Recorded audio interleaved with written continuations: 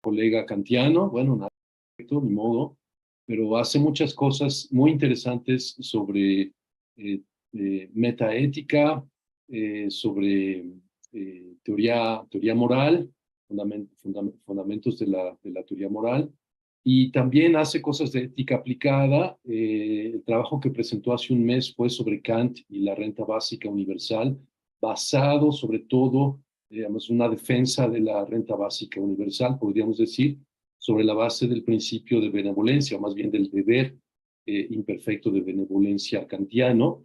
El trabajo está grabado si lo quieren ver en el canal del instituto.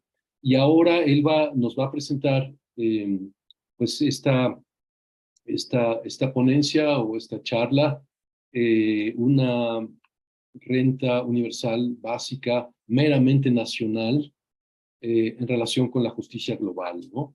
Entonces no tiene nada que ver con su, digamos, beta kantiana, por lo menos no en principio, pero bueno, para todos los que les interese el tema y les interese también los temas de la justicia global, bueno, pues yo creo que es un excelente punto de partida.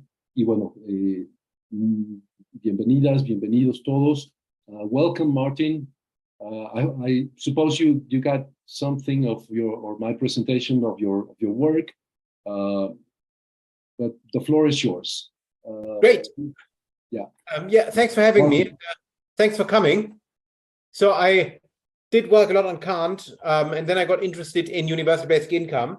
And one of the things that I want to do in the future is work more on Kant and universal basic income. But my current presentation is still just focused on universal basic income and political philosophy, justice questions surrounding a specific form of universal basic income, namely a merely national one. Okay. So there are different terms that mean largely the same thing. Universal basic income, unconditional basic income, social dividend, citizens' income. In what follows, I will talk about universal basic income, or I will use the term universal basic income, or UBI. Philip van Parijs, one of the most prominent defenders of universal basic income, who has defended it for many decades, explains a UBI as income paid by a government at a uniform level and at regular intervals to each adult member of society. The grant is paid and its level is fixed, irrespective of whether the person is rich or poor, lives alone or with others, is willing to work or not. Especially the last point, willing to work, will be very important. A few clarificatory points. Firstly, as I said, what's really important, or maybe the most important feature of a UBI, at least for my purposes, is that it's unconditional. So you get it no matter what, whether you're rich or poor, and whether you are working, not working and looking for work, studying, or medically unable to work. All of these people, they would get a UBI. And this is very much unlike existing welfare schemes that usually want you to get back on the job market or get back into paid work as soon as possible. And often they have certain many boxes that you need to tick. For instance, the UK is specifically, or is often used specifically as an example for a welfare system that is extremely conditional, where people have to, I think they have to prove that they have applied for 30 jobs per week, otherwise they might lose their benefits. So this is highly conditional. And the UBI, on the other hand, would say everyone gets a certain amount of money no matter what. Then UBI, I think Van Parijs says it's paid to all members of society. Bit unclear what that means. Could be citizens, could be residents or fiscal residents. For my talk, it's not so important. You can plug in whatever you think is the most plausible term here. What matters for me is that if we have a national UBI, a merely national UBI that only pays to people in one nation, some other people would definitely not receive this because they are neither residents nor citizens nor anything else for that nation. Usually it is assumed that a UBI is paid monthly. It doesn't have to, could be yearly, could be weekly. It's a regular payment. Monthly is, I think, the most common proposal, but nothing much hinges on that. A really interesting and substantive question is whether it has to be paid in cash. I think the standard model of a UBI thinks it's money paid in cash. Van Parijs actually thinks that any unconditional service that the government provides for everyone, every member of society, and that would otherwise cost people money, should count as a UBI. So he would say that the NHS in England, a healthcare system for everyone, is a form of UBI, because if you don't get that, you would have to pay, like in the US, privately for healthcare, and it is provided unconditionally to everyone, at least anyone who is a resident of the UK. This is an interesting and difficult terminological question. I will come back to this at the end of my talk. I just want to highlight here that the most straightforward way to think of a UBI is you get cash or a transfer of money onto your account. But you might think that actually what really matters is you're getting a service unconditionally from the government. And this could be in terms of a service that you definitely need, or in terms of cash. But for the time being, I suggest let's focus on the cash element. And then also, it's controversial whether a UBI has to be subsistence level or can be lower. I think the philosophically interesting kind of UBI is when it is enough so that you can live without having to take up extra work. And then we get into very interesting debates about the value of working for money, whether it is a problem if too many people opt out of society, and some of the problems that I'll be focusing on in what follows. So I would suggest we assume that a UBI is subsistence level or higher, even though it is terminologically not inconsistent to say that something that's less than subsistence level, if it's regular, paid unconditionally, would count as UBI. But let's focus on subsistence level or higher UBI. One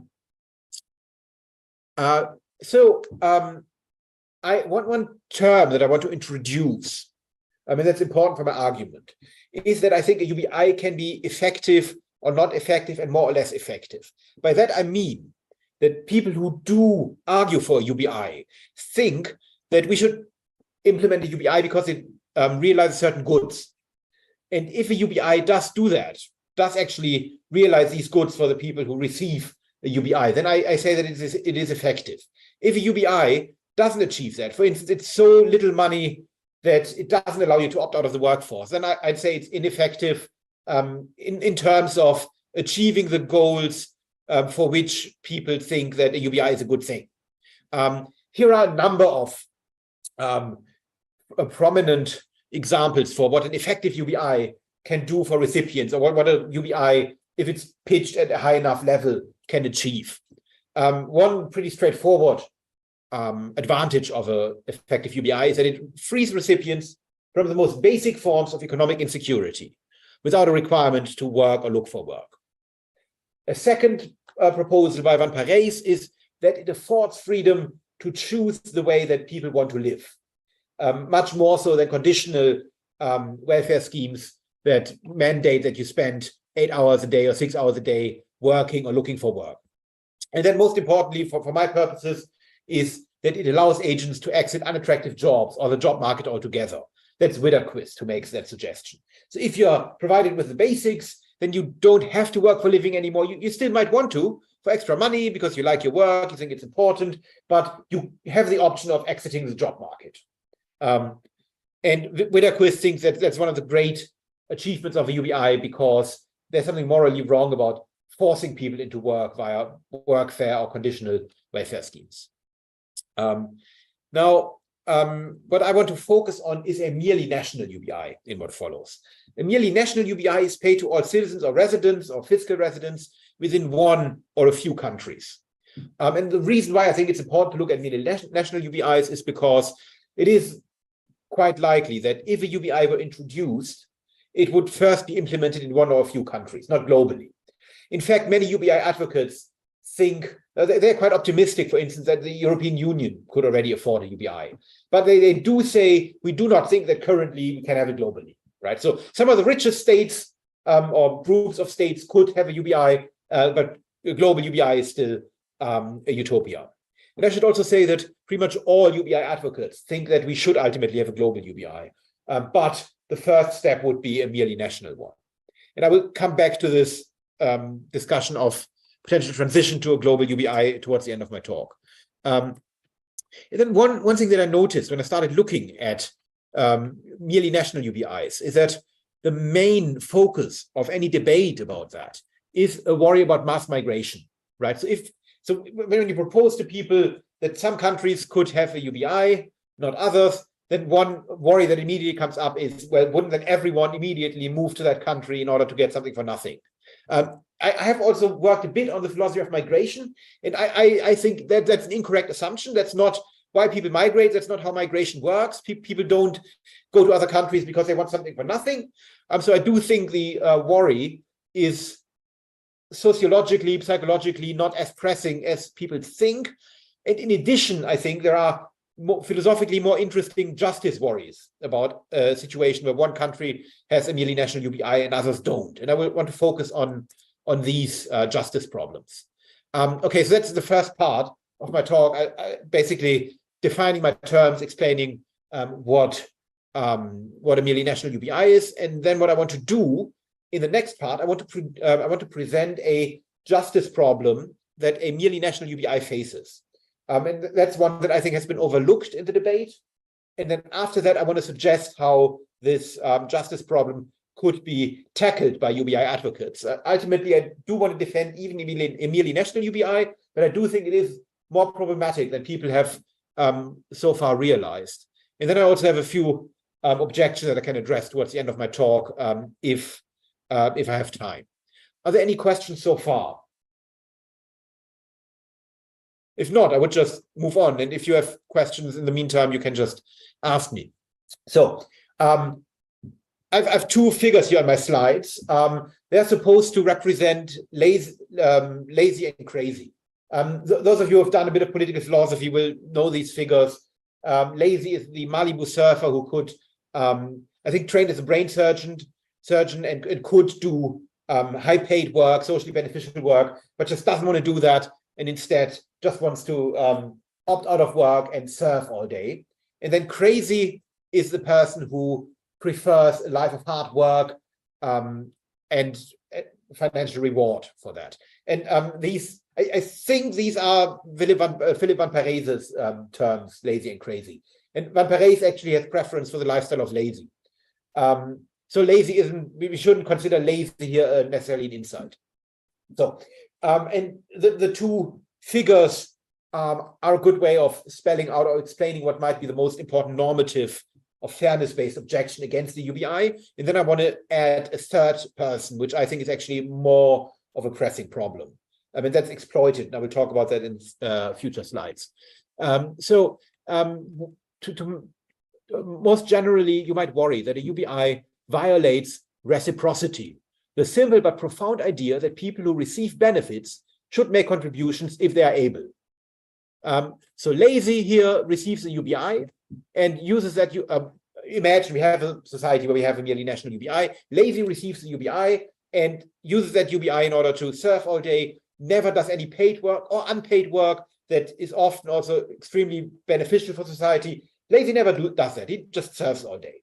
And then a lot of people assume that in addition, crazy is the one who pays for lazy's UBI because crazy works hard, pays taxes. Taxes are channeled towards lazy's to subsidize lazy's lifestyle.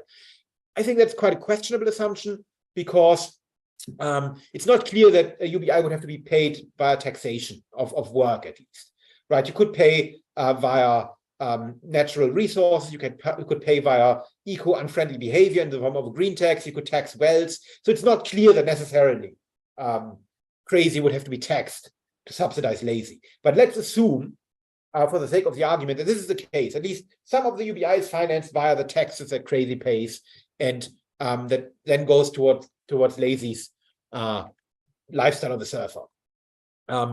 So you might say in a situation where you have crazy subsidizing lazy that this is unjust, maybe even exploitation, because if one person's lifestyle is subsidized by the labor of another person, and there is no reciprocity in this subsidy, even though the first person, lazy, could reciprocate, and there are no special circumstances that justify the asymmetry. For instance, it's not the case that lazy is a child and crazy has a duty of care towards lazy.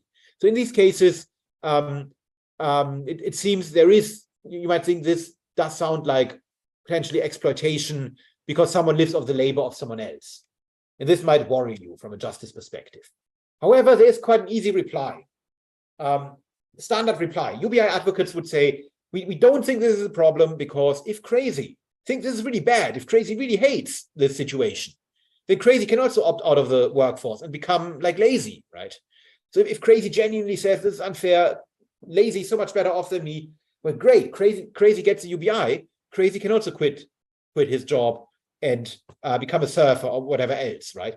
So it seems that the UBI is actually working well for both of them because it both give them the option to opt out of the workforce, and Crazy prefers not to, right? And if Crazy genuinely prefers his lifestyle of work, lots of money, some taxes go towards Lazy, if he genuinely prefers it, then what we have is a situation where both Lazy and Crazy get to live the life they want, the life of surfing and the life of hard work, and they could opt for a different lifestyle if they wanted to, but they don't.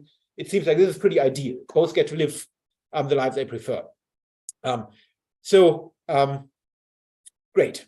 But now you might worry, what if we have a situation where Crazy didn't have the option of opting out and becoming a surfer, right? Because this reply hinges on Crazy being able to abandon the workforce, become a surfer. However, he can only do that because he receives a UBI. But if you have a merely national UBI, there are plenty of people who don't receive this merely national UBI, who can't opt out of the workforce. So here's Exploited, the figure that I want to add to this debate. So Exploited does not receive a merely national UBI or UBI because he's not a citizen or resident of a country with a merely national UBI. Now, importantly, so far you might say not a problem, right? It's not the case that a merely national UBI is deficient merely because not everyone receives it, right?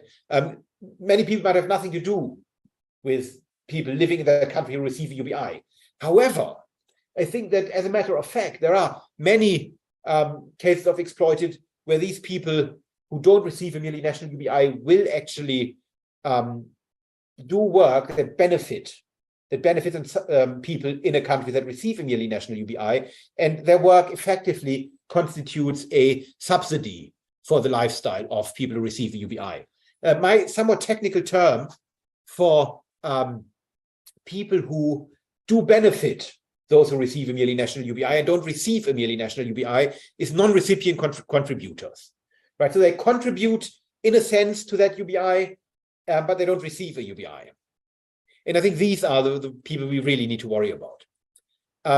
So I think this is somewhat of an empirical assumption, but I don't think a very, very contentious one. If Lazy and Crazy live in a historically rich country or in a powerful, economically powerful country, it will be the case that they are subsidized by foreign workers, such as Exploited, who produce goods quite cheaply in sweatshops in the agricultural sector, right? There is quite a worrying asymmetry here. Exploited does not receive a UBI. They cannot opt out of work, right? So they do contribute, and they don't get any of the benefits of a UBI. Moreover, I think it is likely to assume that Exploited would not produce as cheaply if he also enjoyed a UBI. This is, again, to some extent, an empirical assumption, but again, I find one that's not super controversial, because it seems to me that if there are any jobs that people would opt out of, if they had the choice, if they were materially secure enough so that they didn't have to work to cover their basic needs, if there are any of these jobs, it would presumably be poorly paid jobs involving repetitive labor, long hours, dangerous working conditions, health risks. These are typically sweatshop jobs, right? Or jobs in the agricultural sector. So it is likely that at least many people like Exploited, if they received also merely national UBI, that they would opt out of the workforce, or at least out of these jobs. One thing that worries me about this is that it's not just the case that Lazy and Crazy can opt out and Exploited can't, but also that it seems that it's quite good for Lazy and Crazy that there are still people like Exploited who can't opt out of the workforce and have to produce cheaper than they otherwise would if they could basically say, if you want me to come to work in your sweatshop, you have to raise wages because I don't have to work anymore.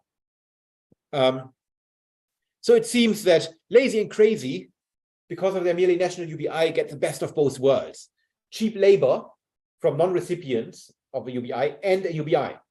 And if workers in other countries, especially poor ones, could opt out of exploitative labor, the subsidies that lazy and crazy effectively receive would disappear. And then I think this can compromise the merely national UBI's effectiveness, right? I think the next slide is an example. This example, take it with a grain of salt. It's quite idealized, but we could think of a situation where exploited works in a sweatshop that produces surfboards. The surfboards are cheaper than the surfboards that are produced in a country that has a merely national UBI, because working standards are lower, wages are lower. So exploited produces really, really cheap surfboards. And now we could think of a situation where lazy cannot afford surfboards that are more expensive than the ones that exploited produces, right? At least the merely national UBI allows lazy only to buy the very cheapest surfboards that exploited makes. Now, if exploited and all of their colleagues could opt out of sweatshop labor because they also receive a UBI, then the merely national UBI that lazy receives would no longer be fully effective for lazy, right? He would either have to take up some work so that he can afford more expensive surfboards, or could potentially not surf anymore if his surfboard breaks and he needs a new surfboard. He can't afford that just on his merely national UBI. And again, this is quite simplified. That's very simplified, but I think it does drive home this idea that effectively there is a subsidy that might allow that in the first place to live that might allow UBI recipients in the first place to live however they choose, right? Because that costs money, and the money that merely national UBI recipients receive goes further if there is cheap labor elsewhere. Yeah, good. So the main point I want to make is that if we worry about exploitation, unfairness, the surfer, then what we should worry about is that recipients of a merely national UBI benefit from the labor of those who do not receive adequate compensation for their input. And this input is more valuable to UBI recipients because of this lack of adequate compensation. Or to put it another way, it's actually quite odd that the debate, so I should say this surfer exploitation objection is huge. There's a big discussion around this, not just with regard to UBI, also with regard to other services that a government might provide without any conditions. But so this is a big issue in political philosophy. It's kind of odd that there is so much concern about people who do not contribute to a scheme receiving benefits. In the case of lazy, that's the standard concern, and much less concern about people who do contribute in some way, but do not receive benefits, like exploited, right? I think it's quite revealing that people are so concerned about someone who maybe doesn't quite deserve something getting it, much less concerned about someone who I think does deserve certain benefits, missing out on that. Okay, so here's a qualification or a reply to a point that quite a few reviewers of my paper have pointed out. So one reply that you could make is that everything I'm saying, or many of the things I'm saying, is true, but it's maybe not as interesting as I make it out to be, because what I'm saying is basically there's a lot of exploitation. Exploitation is really good for the rich or for people in rich countries, but we do know that, presumably, right?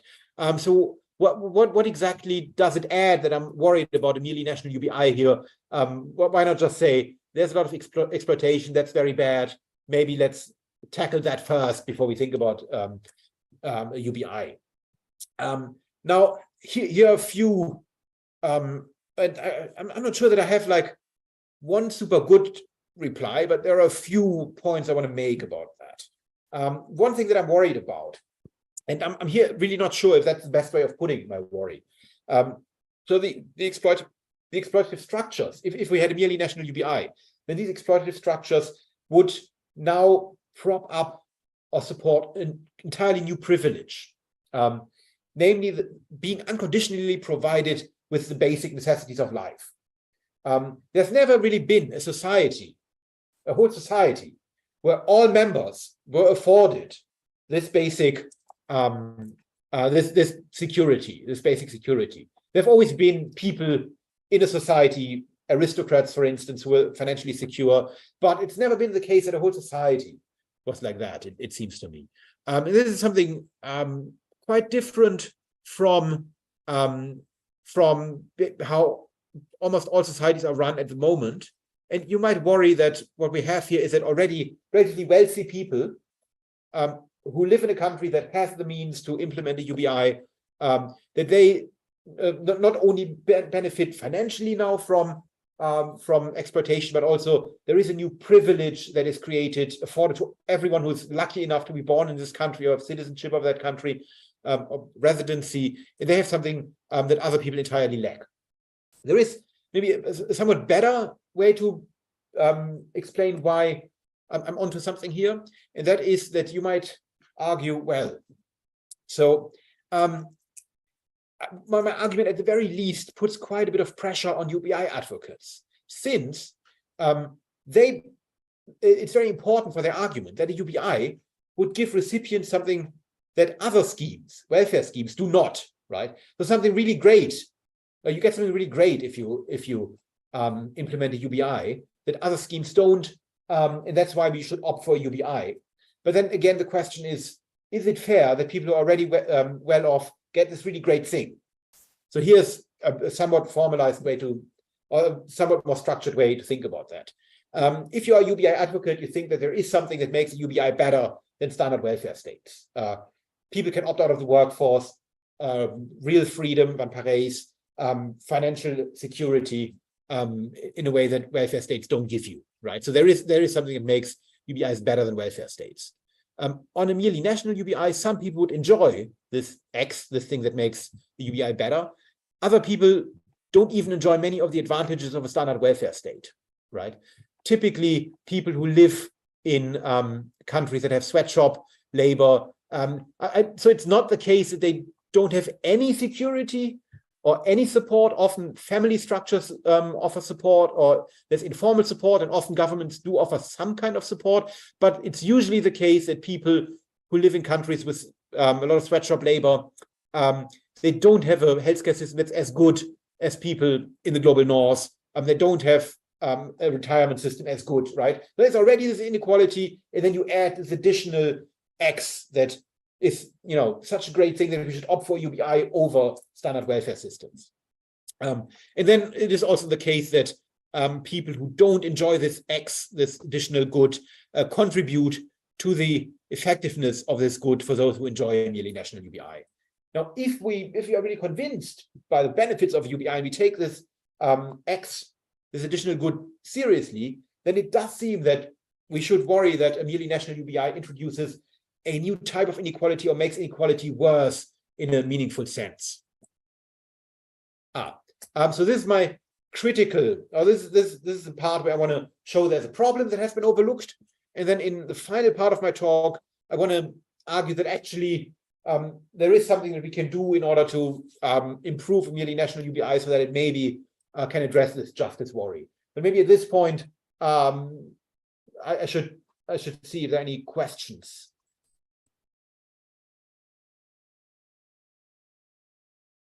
If not, I'm happy to go on, and we. I don't think that you have questions now. Okay. You can just go on. So this is either a very good sign or a very bad sign. There are no questions at this point. Okay, great. So far, it's a good sign. Great. So what I basically propose is that instead of abandoning the idea of a merely national UBI, we should have a compensation scheme for non-recipient contributors.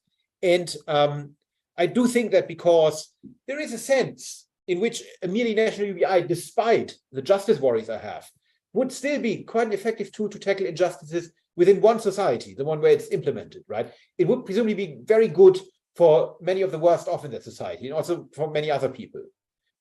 Moreover, the victims of exploitation, like exploited, they are not actually made worse off at least not in a material sense, by a merely national UBI, right?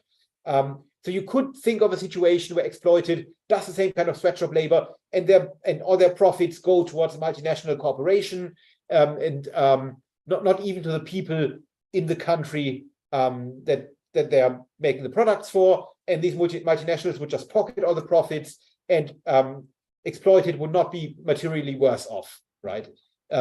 Compared to a situation where people can now live off a UBI partly due to the labor of exploited.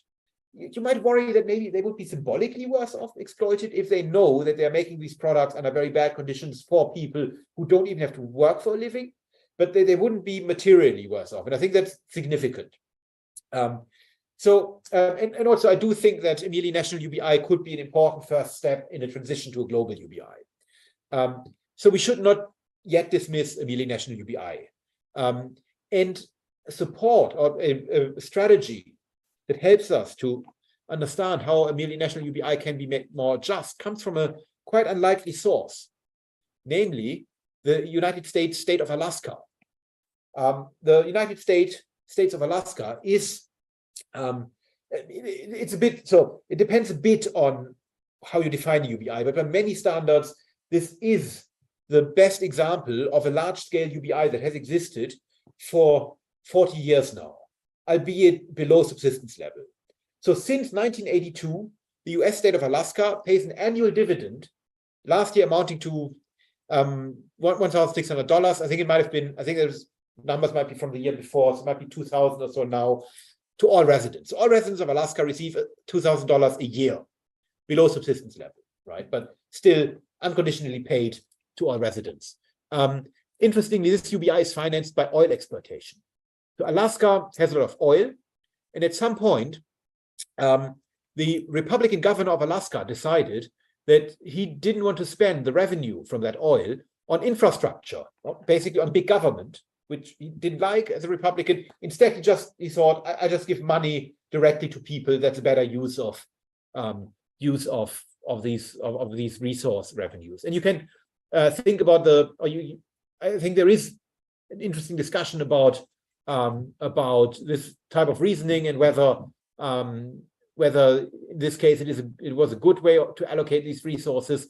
And there is also an interesting debate to be had about how certain forms of libertarianism are, quite feed into certain notions of supporting a UBI. So it is interesting that this was a conservative governor, but I think the most interesting thing is that a UBI already exists in Alaska, has existed for 40 years. And there's a really interesting paper by Stephen Winter, who argues that the Alaska Permanent Fund dividend makes participating recipients complicit, participating recipients being people who receive this UBI from Alaska, makes them complicit with grave wrongdoing because of its connection to the oil industry, right? This money is financed via fossil fuel from the ground into the atmosphere, which is, quite a bad industry. I think Winter calculates that this practice is responsible for 150,000 deaths per year. And by receiving a UBI, you're in a way benefiting from this harmful, unjust practice. Now, Winter, interestingly, doesn't say we should abandon the Alaska UBI. Rather, he thinks we should combine basic income payments with sufficient fundings to stop the killings. Or in his actually, technically, I think he wants money allocated to saving as many people as the Alaska oil kills. And I think the 150,000 is oil industry in total. Alaska is a relatively small fraction of this because most oil that we have doesn't come from Alaska.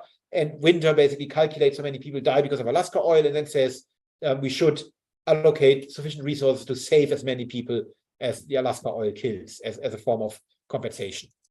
Now, I think there are a bunch of disanalogies between Winter's case and mine. And in the corresponding paper, I discuss it in more detail. Probably most importantly, sweatshop labor, which was my prime example for an unjust practice, an exploitative practice that subsidizes a UBI. So this sweatshop labor does not directly finance a UBI, right? It's not the case that the revenue that from these sweatshops goes towards the UBI, but rather the cheap labor from sweatshops makes the UBI more effective, because it means that people who receive a merely national UBI can buy cheaper products and services.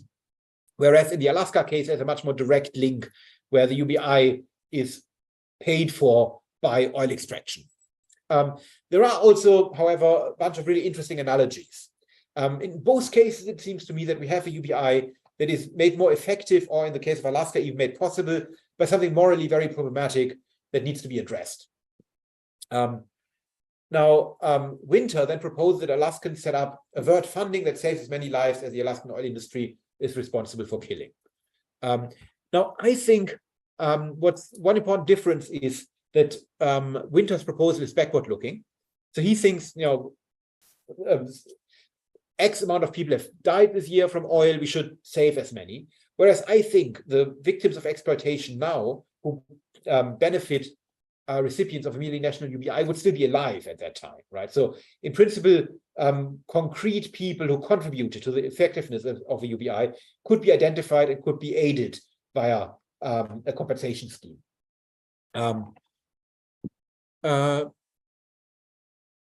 So a few examples for what I have in mind are that, firstly, we could make fair trade or even higher standards legally mandatory in countries that implement a merely national UBI and allocate appropriate resources to enforcing these standards. This would, in principle, benefit most of all workers if, for instance, in a country said we only buy products from anywhere in the world that meet certain standards of fair trade or certain other standards. So this is a relatively broad thing to do. Now, you could also think about more direct ways and more targeted ways to help people. If it would be possible to identify individuals, or at least factories or regions where a lot of work is being done that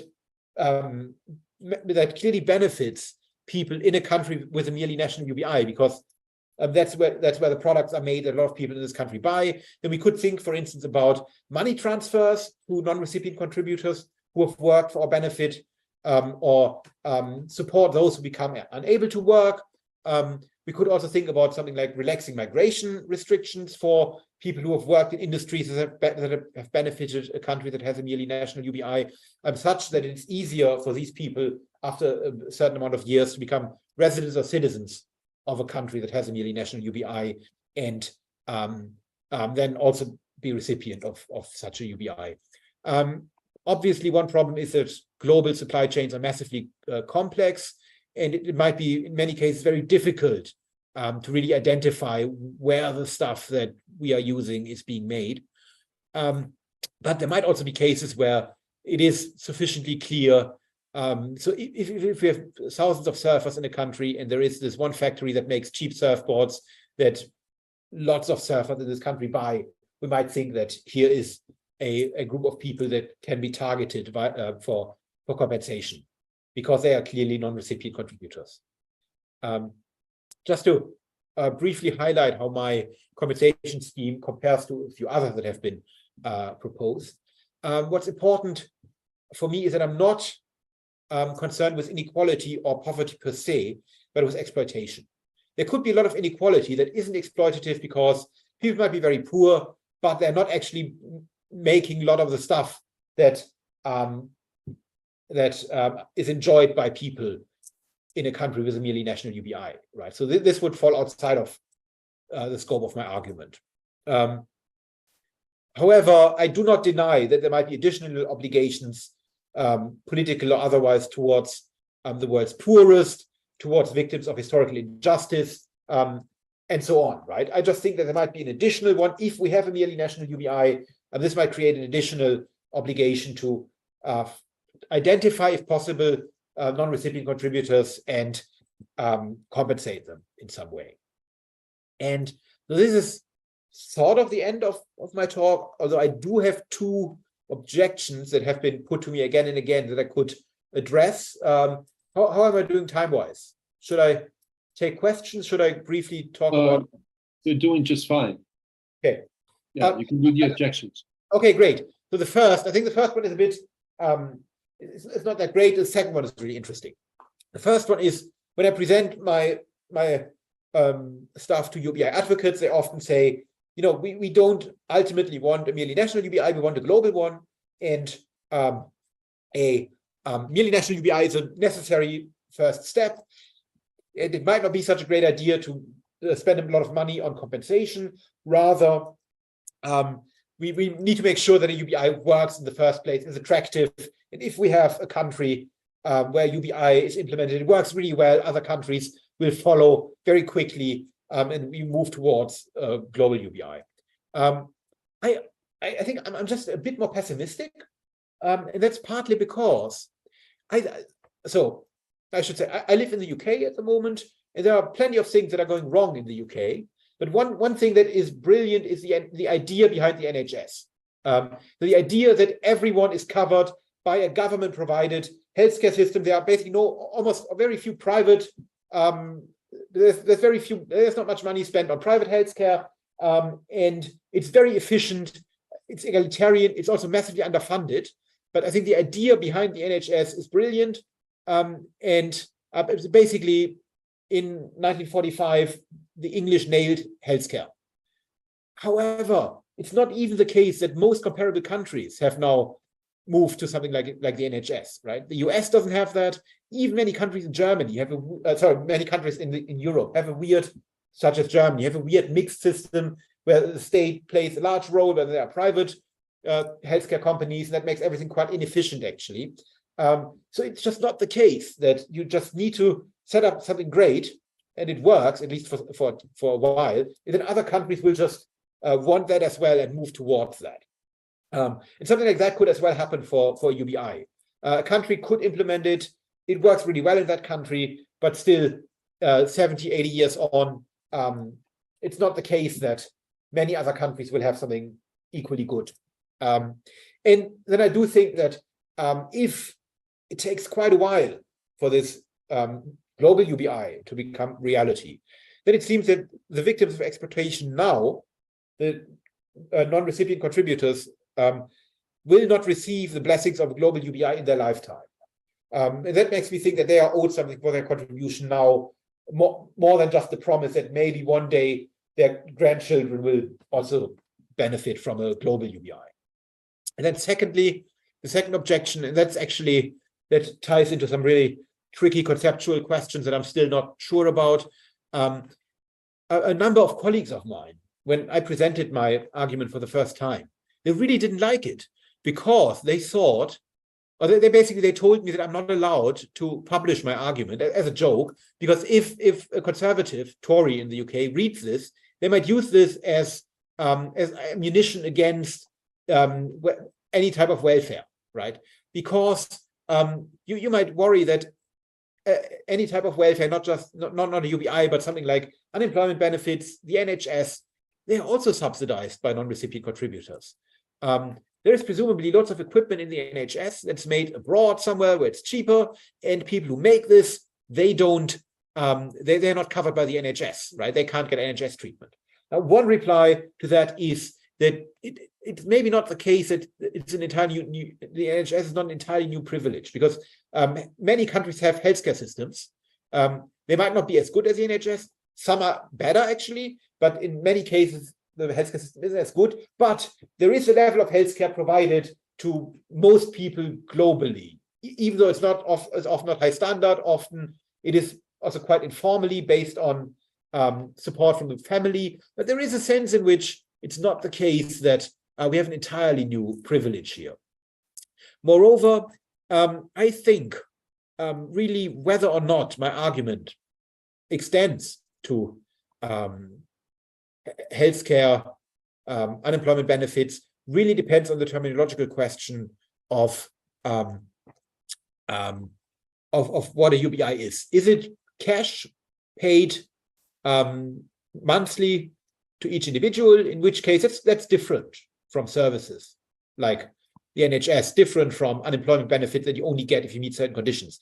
But if a UBI is some kind of it is basically something the government gives you unconditionally, then it seems that healthcare systems, some healthcare systems would count potentially something like environmental standards could count, because they are also in a way a service that saves you money because you're less likely to get ill. Your well-being is better. You don't need to buy certain products that you might have to buy if the air quality was really bad.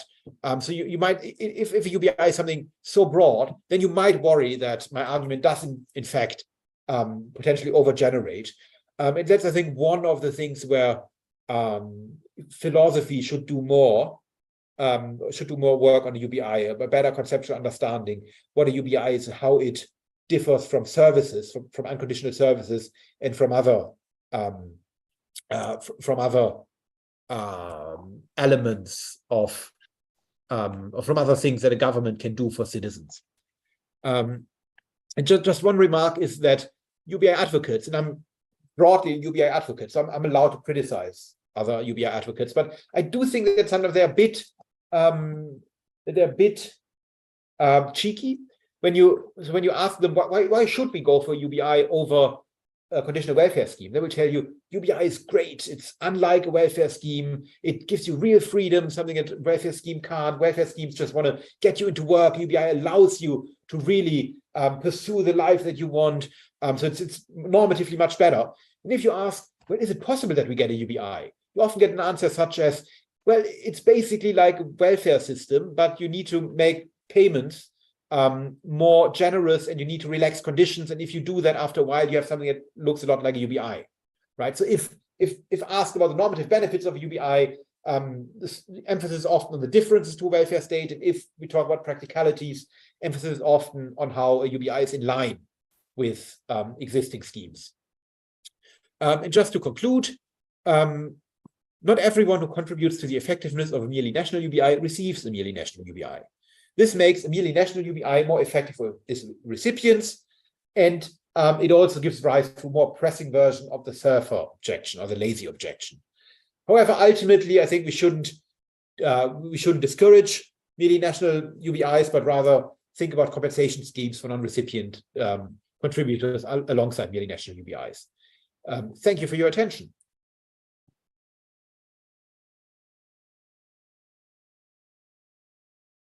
Thank you, Martin.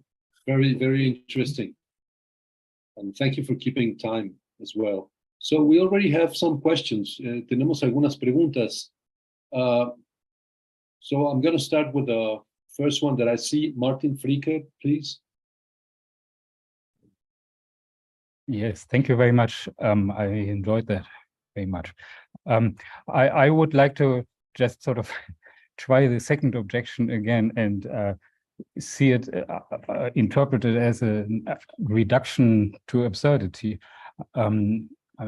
If I understood correctly, you said that the UBI, it's a problem, a justice problem with the UBI that introduces an additional inequality between those who live under that scheme and those in poor countries where people are exploited and thereby help people in the UBI country.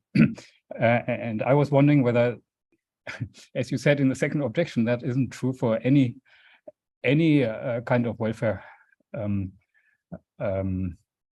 that's provided for citizens there. And it doesn't matter whether it's conditional or not. It's just that by providing some additional welfare, people are better off in that country where you have the welfare. And you're saying that introduces an additional inequality between people in that country and people in some other country where, I don't know, maybe the labor of that country helps people in the country with the additional labor. So I wonder whether that's really an argument against introducing this additional welfare. I can't really understand. Yeah, good. Mexico shouldn't introduce better healthcare system because that would introduce an additional inequality between citizens in Mexico and those in some other poorer country. Thank you. Yeah, good. I'm very sympathetic with your question. I think that's probably the aspect of my talk that worries me the most. And just to be clear, I absolutely want to block this transition to, we shouldn't have a good healthcare system in countries that can afford it as long as there are still countries who can't. This clearly would be a problematic leveling down type of reasoning. So that's why I think the most plausible route out of me for that would be that a better healthcare system in, let's say, in the UK would not be the same kind of worrisome, would not create the same kind of worrisome inequality that we would get if we create an entirely new privilege or entirely new, or realize entirely new good that only people in already relatively wealthy countries would have, right? So if we think that UBI allows you to opt out of the workforce, it's not the case that anywhere else in the world there is a society where everyone can just opt out of the workforce and and still have their basic needs met. So that's why I think this is really a stark example of creating a new kind of inequality that hadn't existed before. Whereas I think the inequalities that you are concerned with are gradual, and I'm not saying they're not worrisome at all. I mean, I take the fact that some countries have very good health systems, and others don't, is something that should worry us, but not to the extent that we should think that these good healthcare systems are really unjustified, or that it's necessarily the case that the NHS now needs to divert a lot of resources to a compensation scheme, right? But if we buy into the standard arguments for UBI that it would create something really exciting, really new, that's really valuable, benefit to people, really benefits the recipients in ways that other things don't, then I think there is some kind of then there is the concern that there might be a qualitatively new type of inequality that we're introducing. It's not just about having better services that than other people, but also having a good realized on the back of already badly off people that they don't have at all. So I think that's how I would want to distinguish between these two scenarios. Basically, just the stuff that most people already have, just a bit better, and something that no one else has. But I do think it's an entirely fair point. Yeah. Thanks. Okay. Moises, please. Thank you very much.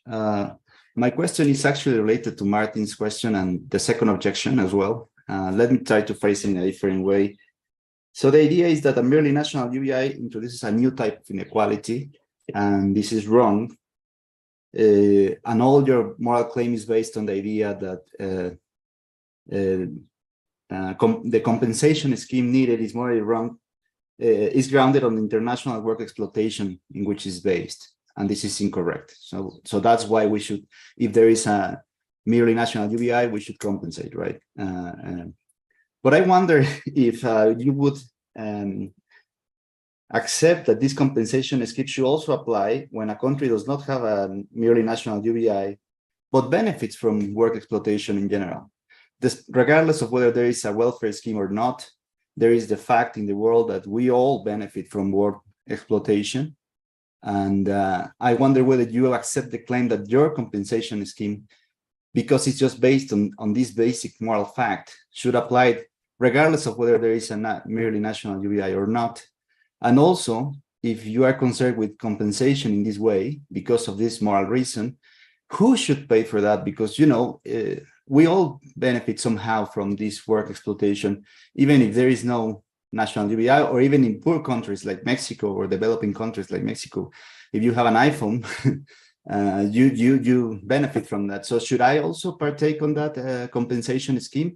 This is to stressing the point of whether your compensation scheme kind of over-generates to a more difficult, and which is a very important question as well, on what to do with exploitative labor in the world. Good. So I think you've actually raised a bunch of really important and interesting points. Maybe the easiest for me to answer is who should compensate. I would say it's the government, not individuals, because the government would be the one who's paying out the UBI or who's giving the benefits. So if there was a compensation scheme, it would make sense that the government basically says, you know, this is how much we pay as a UBI, and this is how much we set aside for compensation schemes. Then the other question, and I think I need to add qualification, and you've raised that when you talk about Mexico and iPhones. it is possible that the first country who implements a UBI is actually not a very rich one. It could be a poor one. And this is not as unlikely as you would think, because in a poor country, it's cheaper to have a subsistence level UBI, right? And this would be interesting. If you have one of the poorest countries in the world implementing a UBI, would that be morally problematic? You might think that there are equally poor countries, and the labor of people in these equally poor countries would benefit the now recipients of a merely national UBI in a very poor country. That I don't have very good intuitions as to whether this would be morally problematic. I just want to highlight that we shouldn't simply assume that it must be a rich country who first introduced a merely national UBI. But I think if we assume this, then we really get the hopefully interesting question about justice that I have discussed. Yeah, and then finally, and I think that's your main point about the overgeneration worry. I mean, I think it's certainly possible that the fact that we're benefiting from exploitation is morally extremely problematic, and that we should implement certain compensation schemes. And there have been other philosophers who have proposed that there should be such schemes, just based on either global poverty or exploitation in general. And I'm not necessarily taking a view on that, but I'm just thinking that an even stronger version of that would be a merely national UBI propped up by exploitative labor. And there I have a strong intuition that this would be very bad, and there should be something like a compensation scheme. Whether, yeah, sorry, you jump in. May I just say something very quickly? Why is it different? Why my duties for compensating the exploited in the world would be different from me, who buys an iPhone here, and I don't have any kind of UBI in Mexico right now, but I do buy an iPhone, and I do benefit from that exploitative work, from a person in the UK or Belgium or Alaska who also buys an iPhone with the same kind of exploitation in the world. Why is there a moral significant difference, the fact that they have this kind of different scheme that the UBI provides? I guess what I would say, that if you buy an iPhone, you have an iPhone. If you have a UBI, you have real freedom, the possibility to opt out of the workforce. You have basic material security for the rest of your life. That seems to me to be, firstly, clearly different from an iPhone. Secondly, it seems to be better than an iPhone. And thirdly, maybe I would argue it's a completely different. It's a different quality of goodness, right? It's not just more stuff that you like. It's it's a privilege or certain something that really changes the way that you would live your life potentially, right? You could basically really think about whether you want to become an author, whether you want to become a musician, whether you want to take up cooking, whether you want to take up surfing, whether you want to study for the rest of your life. This is a kind of freedom that seems to me to be different from, an iPhone. No matter how great an iPhone is, this is a different thing. And I'm worried about a world where some people already already quite well off have that kind of freedom. Even though it is a great freedom to have, it's a freedom that I want everyone to have ultimately.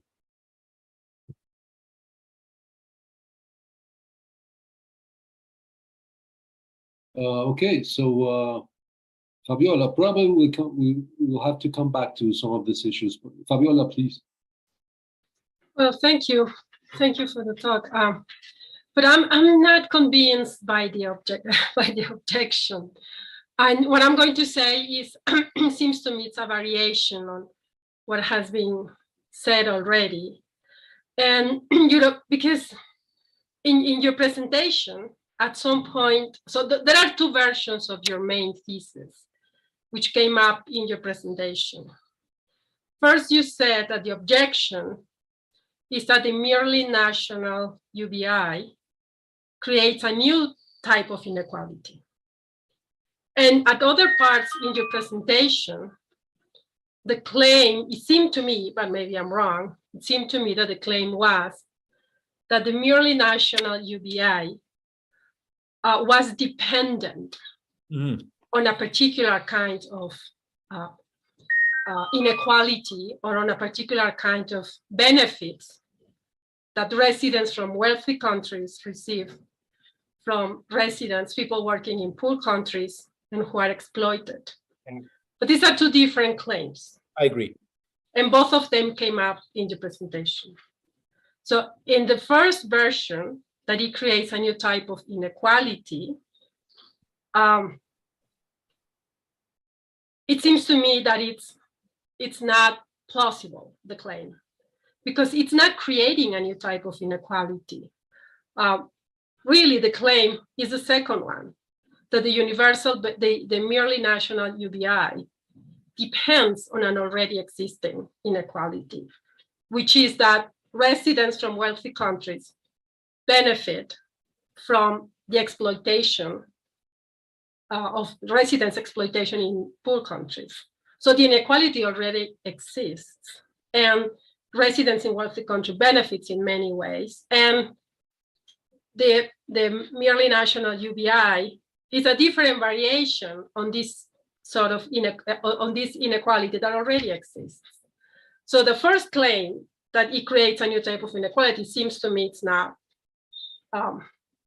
plausible. The inequality already exists. So really the claim is the second one, that the merely national UBI depends or benefits, or its attractiveness depends on the inequality that already exists.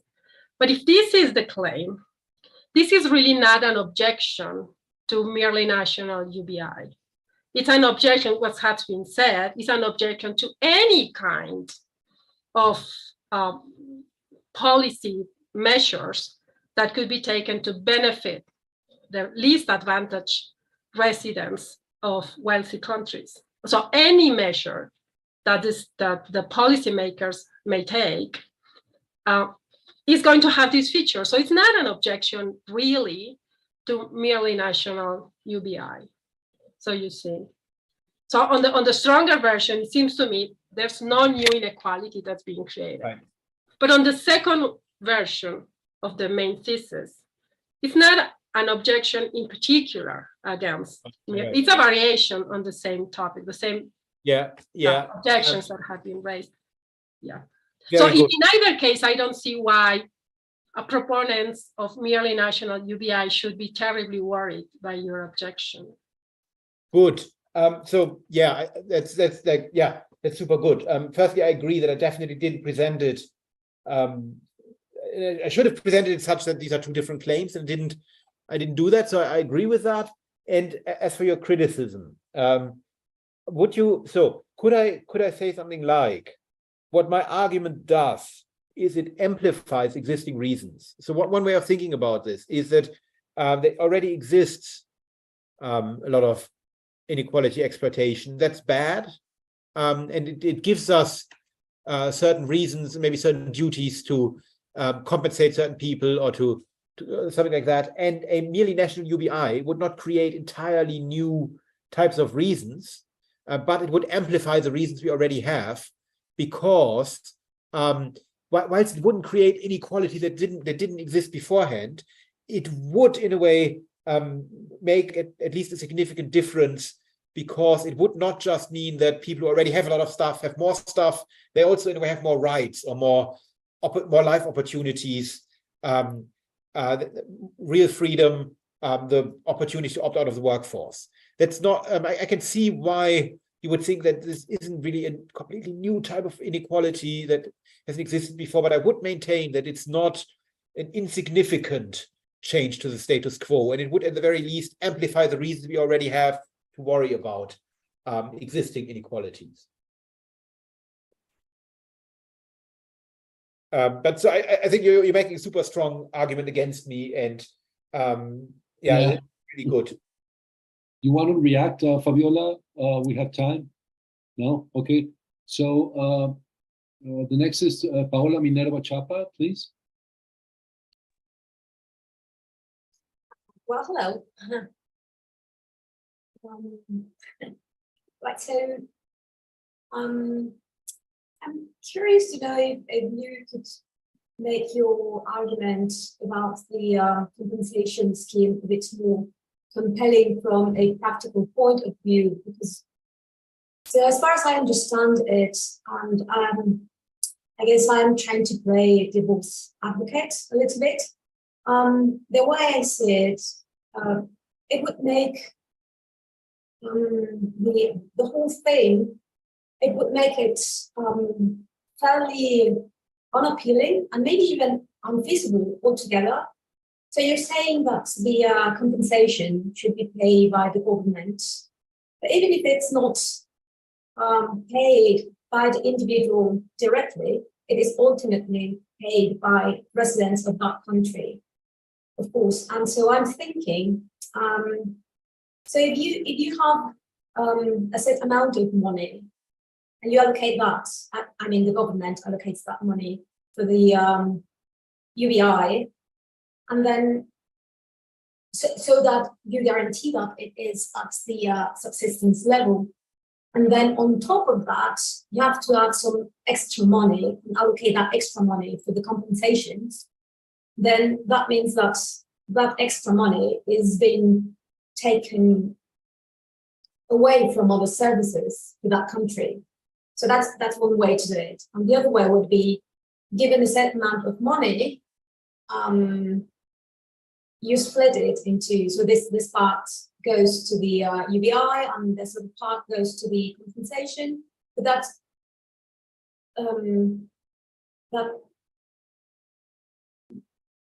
that makes it so that the UBI is no longer at the subsistence level.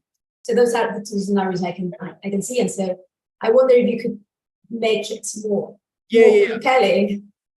So one somewhat cheeky move that I could make is I could point out that I haven't said how much money should be allocated, right? I remain completely neutral. Theoretically, it could be not very much. Obviously, that would not quite be, I mean, that would be odd, right? If I said, I think they should put a tenner towards the exploited, given that I'm really worried about this exploitation thing. But obviously, there would be leeway for government in some sense, right? I would want a UBI that is subsistence level. Otherwise, it wouldn't be effective. It could be the case that, at least in the first instance, the government doesn't allocate huge sums of money to this compensation scheme. We should also bear in mind that if non-recipient contributors are quite poor, which often will be the case, they presumably relatively little sums of money will already substantially benefit them and make their lives much better.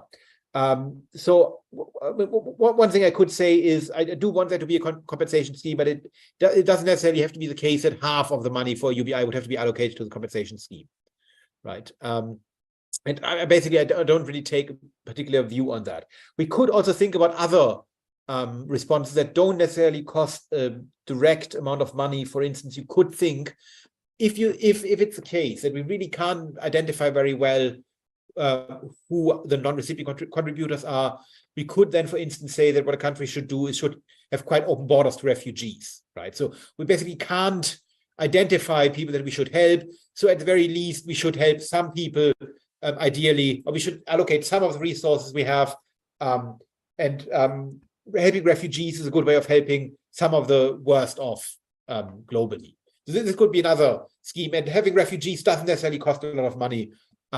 Even though countries do often claim that, but it's not necessarily the case that refugees or certain forms of migration are net loss to a country, right? So we could, if either it just doesn't work that we can identify whom to benefit with our scheme, or we are worried about financial aspects, then there might be other ways of compensating humanity as a whole, or certain people by certain policies that we have. And I should also say that the thing that I'm really keen on is this objection, whereas the compensation scheme, so if you really destroyed the compensation scheme, right? So if you really showed me it's not feasible, philosophically it doesn't make sense, you can't have it politically, financially, I would be willing to say that maybe we shouldn't have that.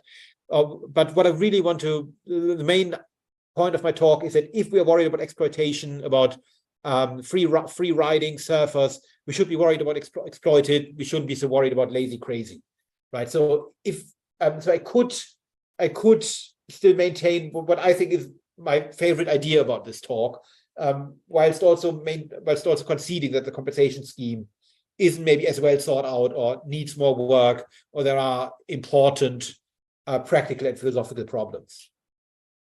But again, I mean, I'm not the only one proposing a compensation scheme, and the point you bring up presumably also can be applied to other compensation schemes for global poverty, for historical injustice, could be quite expensive, right? And people already, services in many countries are quite bad, healthcare system and so on, unemployment benefit.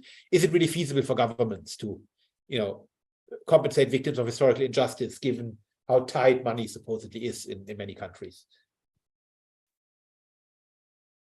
Okay. Paulette?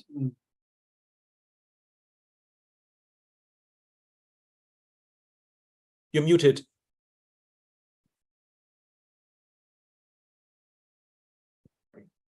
Well, I have it's a little small question about when you talk about basic income, do you have to reject the idea of merit and the idea of needs not satisfied, or this is part of the idea of basic income?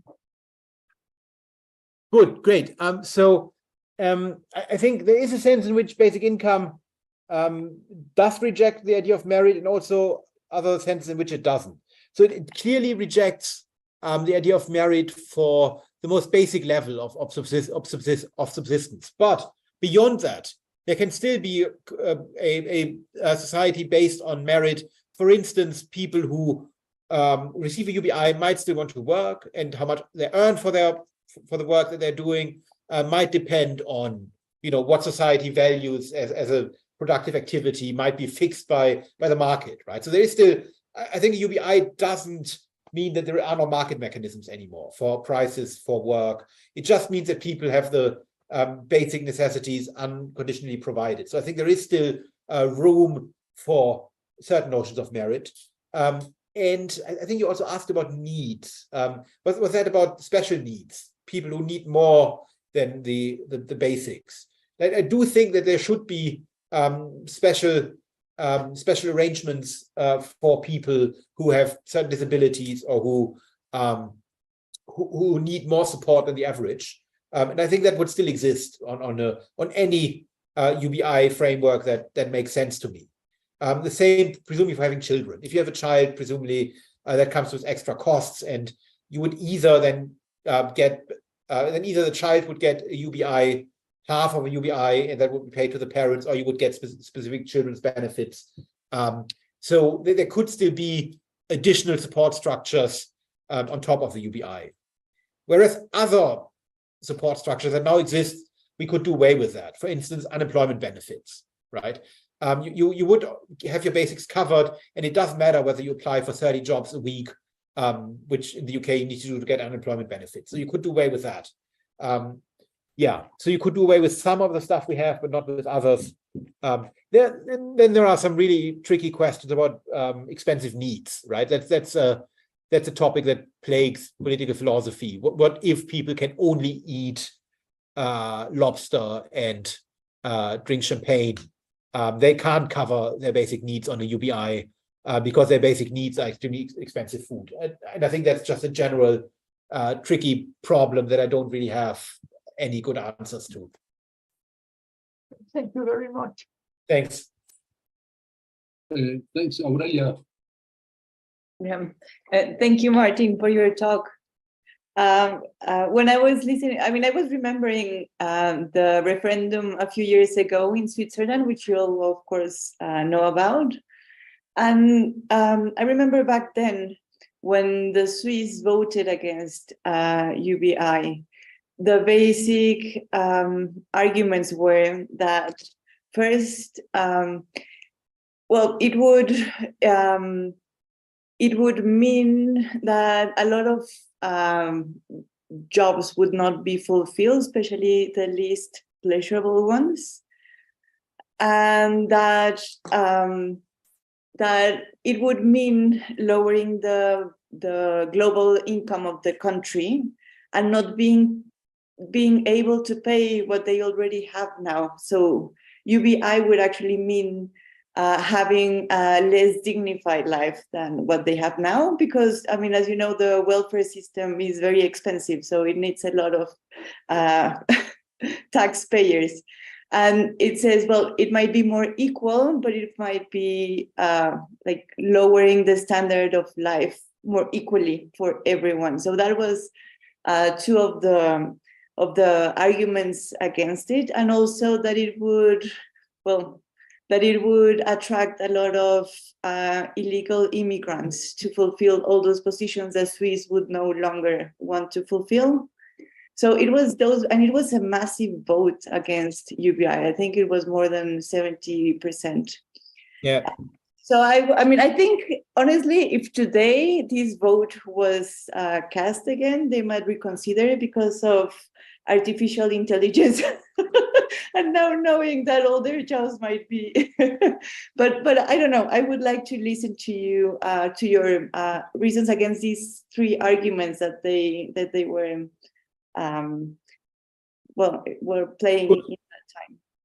Good, great, thanks. So this whole Switzerland vote is actually really interesting and weird history. So I think originally the people who brought this petition forward, they only said Switzerland should pay a universal basic income, and they didn't specify how much it was. And then at some point, someone made up a number.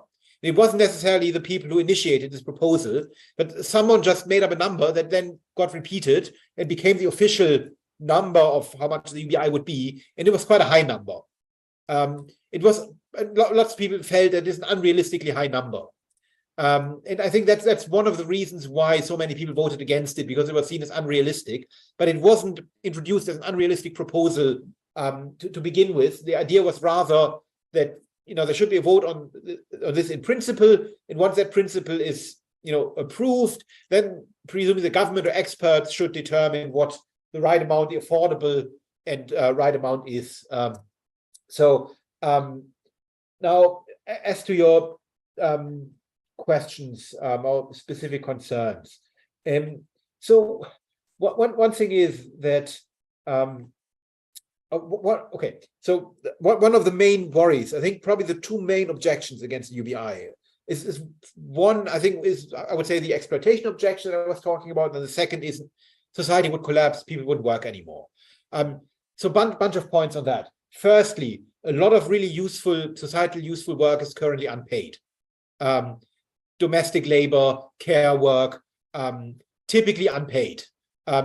Even though this is super important work, and one good argument for UBI would be that on a UBI, people who do this extremely beneficial work, they would receive compensation. And it might also enable people to do more of this work, because currently some people can't afford to do as much as they want to because they have to work for a living. Secondly, not all paid for work is socially useful. I'm a big fan of David Graeber. I don't know if that rings a bell. He's this anthropologist, sociologist who has this book called Bullshit Jobs, where he argues that a lot of jobs under current conditions are pointless and they could disappear overnight. No one would notice, no one would mind. That is quite a controversial thesis, but I do like the general idea that not all jobs that people get paid for are jobs that absolutely need to be preserved. So some people might quit their jobs if they have a UBI, and these jobs wouldn't be missed. And then secondly, certainly as a reply to that, there is some empirical evidence that people wouldn't opt out of the workforce in great numbers. One interesting factoid, that's a study that I think Carl Widerquist, UBI advocate, told me about. If I asked you, would you, if you got a UBI, would you still work? Statistically, it's very likely that you would say yes. People who ask that question, they would say, yes, I would still work, even if I had a UBI. But then if you ask these people, do you think that other people would still work if they received a UBI? Statistically, it's very likely that people say no. Other people would just be lazy, right?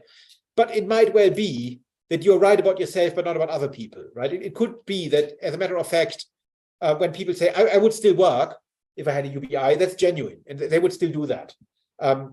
in addition, there's some other evidence. People who win the lottery, millions in the lottery, often they keep their job.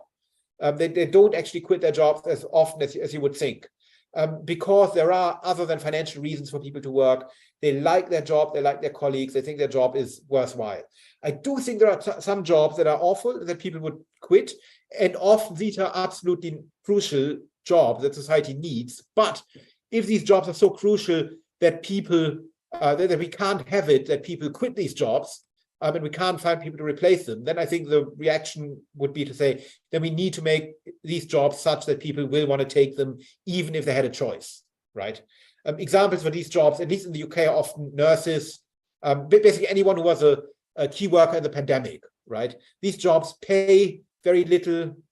Usually you don't get a lot of social respect. They are very tough emotionally, physically.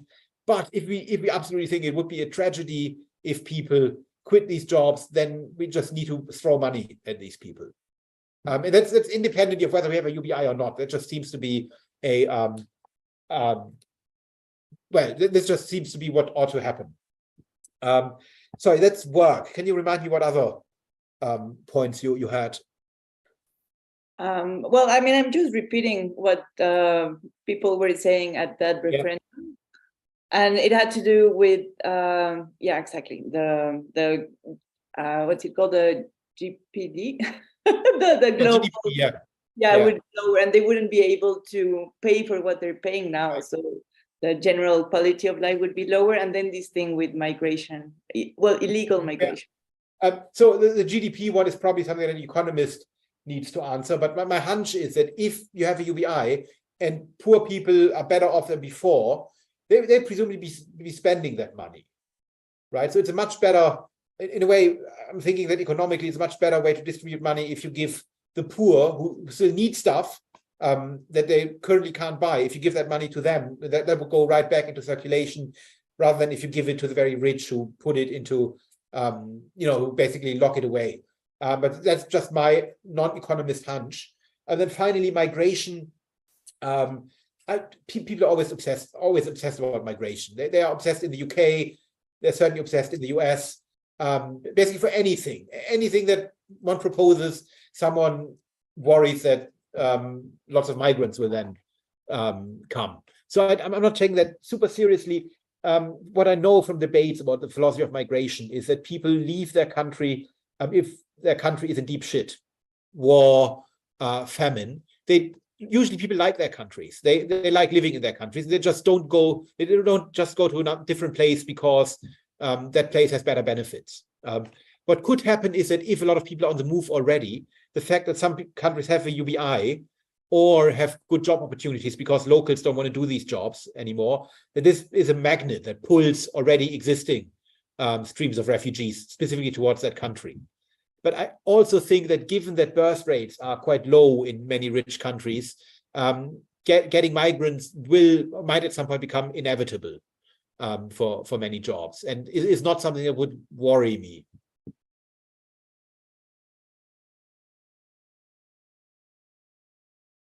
Okay, so it's my turn very quickly.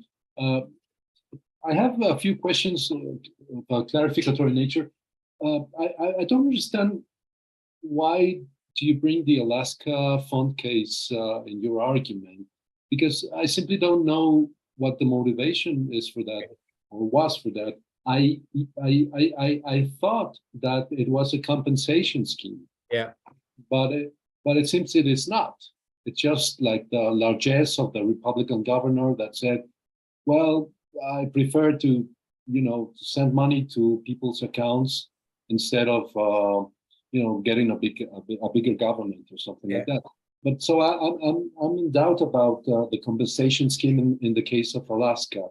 I used to think that it was something very different, that it was a compensation for oil spills. So this is probably not very important in your argument, but I'd like to know if you have something to say about it. One other minor point, or maybe not so minor. Can I reply directly? Sorry, can I reply directly? Otherwise, I forget. Sure. Oh, great. Yeah, I think you're right in the sense that I could have run my argument without any appeal to the Alaska model. The Alaska model is where I got the idea that there could be a compensation scheme. And on a very general level, there's a parallel, right? There's a merely national UBI or merely, merely a UBI restricted to an area. And this is only possible because of something morally problematic. And one thing we could do is divert some of the money towards the compensation scheme. So on a high level, there is a parallel here. But I could also run my argument without this entirely. And I should say the compensation scheme doesn't exist, right? Winter suggests we should have that compensation scheme, but it doesn't exist. So it's not even that I say here's a feasible existing compensation scheme. But I do think that I think in the paper I spell out the analogy a bit more between the two cases, and I think that does help to clarify some aspects. But I think I could have presented my argument without appeal to Alaska, and it might have made for someone more neat presentation. Yeah.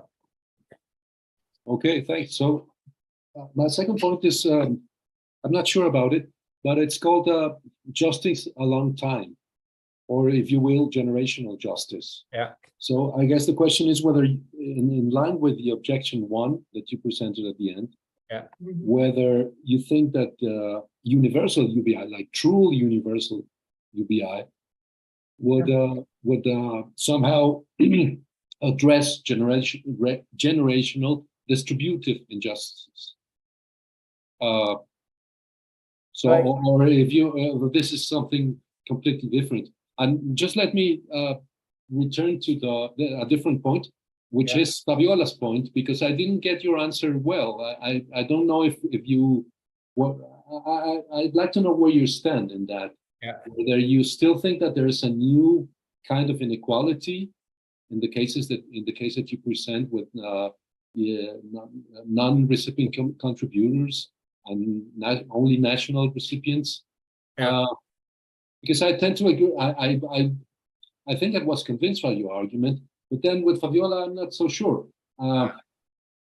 Dialectically, though, I think it is important to preempt detractors, a possible argument in the line to the effect that UBI is going to create more inequalities that it's going to solve. So that's why I think it's a very important point to be clear about, whether it creates a new or whether it's just a generalization. Because I don't think there is an option there. It could be it could very well be a new kind of inequality and still be like a particular case of a general, larger global inequality. I don't know what you think about it. Yes, good. Yeah, so my intuition is that it does create a new type of inequality, but I probably need to find a better way to spell this out. I'm just struggling with how we can individuate inequalities, right? I find that a bit difficult. So, I mean, in a way, I'm in a weird position because I have the intuition that it's a new type of inequality. But if you ask me, what is a type of inequality? I don't have a good story to tell. I just have the intuition that if you're provided with basic necessities for life, this is great. This is a game changer, right? This would mean that you could live your life very differently and maybe would live your life very differently from the way that we live our lives, right? So this is a big deal, I find. And intuitively, I do think that it is a new type of inequality. But I've just not yet found a good enough way to a good enough account of how to individuate inequalities. That's why in response to this really good question, I suggested that what we could say, if you don't have that intuition, if you don't share that intuition, I at least want to maintain that it amplifies reasons that already exist. We already have reasons to worry about inequalities between rich and poor and exploitation. And if we, in addition, create this UBI that gives advantages, that gives good stuff to some people who already benefit from exploitation, then at the very least, this makes certain reasons that we already have more pressing. So this is the minimum approach, at the very least that I want to maintain. Ideally, I would like to tell a good story about what a type of inequality is, what types of inequalities there are, and how a UBI would be a new type. But I don't think I have a good enough story to talk anyone into it who doesn't already share this intuition.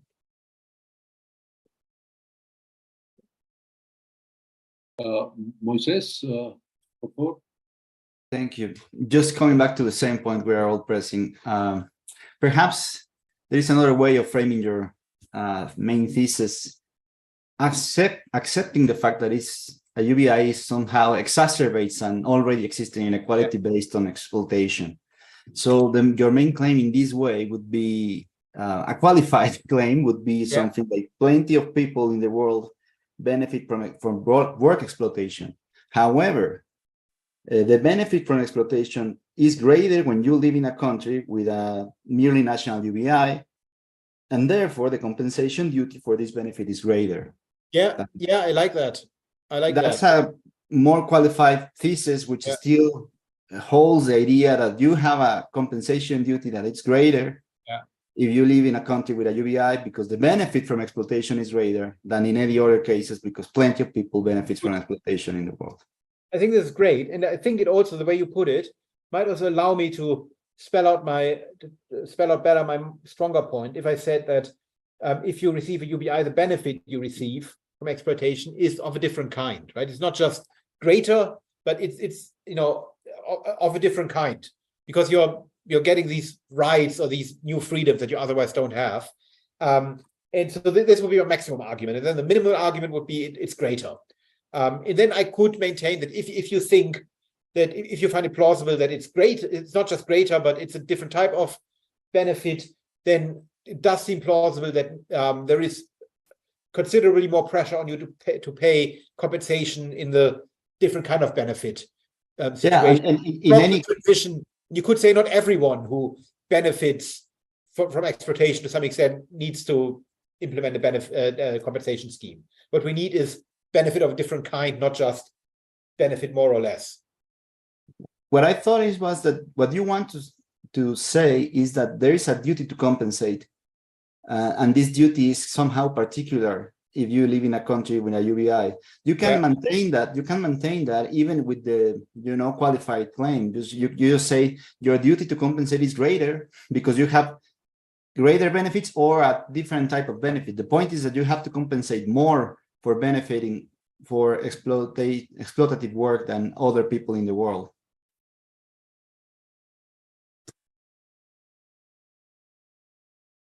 Yeah, great. This is a really nice way of putting it. Thanks. Okay, so we have another question. Simon Thunder or Simon? Okay. Hi there. Yeah, can you hear me? Yeah. Yeah, it's Simon. Yeah, thanks a lot for the talk and really interesting discussion so far. Just wondering about that last point about, so suppose we take the minimal version of the argument where we say that countries with the UBI benefit more from the pre-existing exploitative structures and therefore have a greater duty to compensate. Is that the minimal version of the argument? Have I got that right? Yeah, I don't know if that's relevant, but I probably would have put it that citizens of that country benefit more, and therefore there is a greater duty to compensate to be implemented by that country. Yeah. So I'm just wondering about about a parallel case, a case that seems to me to be parallel. So imagine that my country doesn't institute the UBI, but instead has like a mindfulness or a gratefulness drive. Like the government really tries to get its citizens to be more grateful for things and has kind of lessons in schools about it and advertising campaigns. And it's successful. So the citizens of the country are, as a rule, kind of more grateful for the things that they receive and value them more, including products from sweatshops. Are those citizens or the citizens of that country also face a greater moral requirement to compensate worse off countries? So I think this is really good. This is a really interesting, good point. So I'm thinking, so I would say the case is different from a UBI. So I do think that countries who make a lot of money due to exploitative structures or who massively benefit such that they could implement a UBI or do something else with that money, like a massive gratefulness initiative, they've probably benefited from exploitation, global injustice to a considerable extent and probably need to do something, right? So it's plausible that they would owe some type of compensation. However, I would maintain that I'm assuming here that the UBI is better than gratefulness, at least on a normative level, in the sense that, okay, so if you're all out hedonist, for instance, right, you might actually think that the gratefulness one is better if people genuinely feel better, right? And then if you have that position, I can see why you would think that these people should pay compensation, right? But I think that probably the UBI is the better benefit or the better thing to give to their citizens, to these citizens. And that's why I do think there would be stronger reasons for the citizens in the merely national UBI case to compensate. I think you're making a super good point, namely that there are at least two things going on. First, the amount of benefits you unjustly get, and then the way it's distributed, right?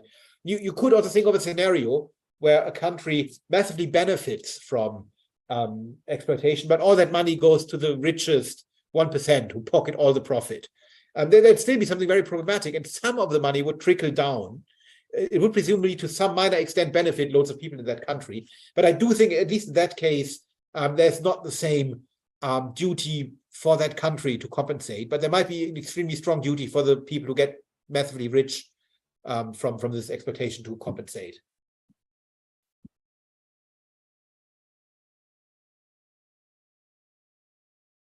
Okay, so we have a last one. Yeah, Martin Flicker, please. Thank you. I was just wondering about reasons.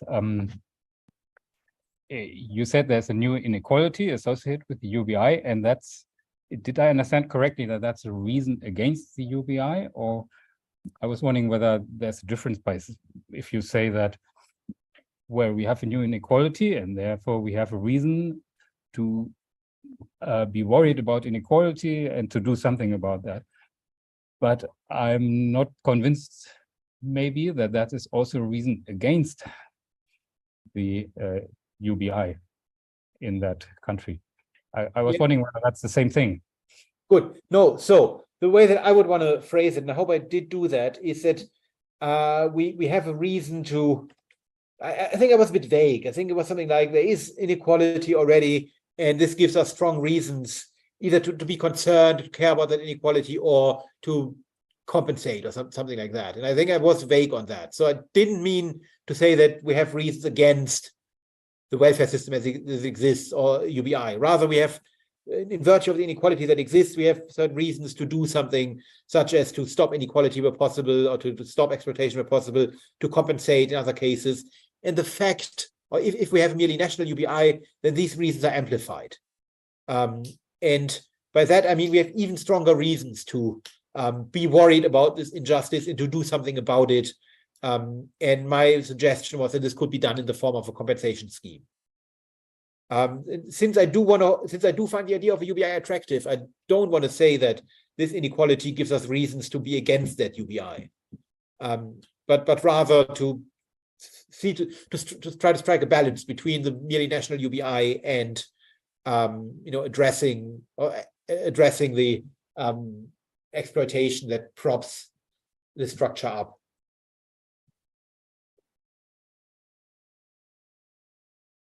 Thank you. So, yeah, it's been a great session, Martin.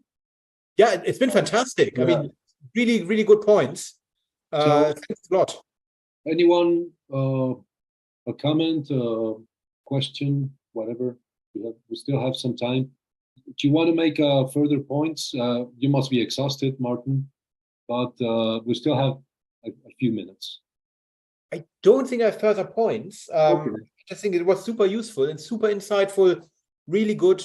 Thanks a lot. No, thanks to you. And thanks to everybody for attending. So we'll look forward to working with you in the future. Yeah, that'd be great. I had a great time. Great to have you here in Presence. Yeah. Super. Yeah, great. Thanks. Bye. Thank you. Thank you so much. Thank you, guys. It's been really great.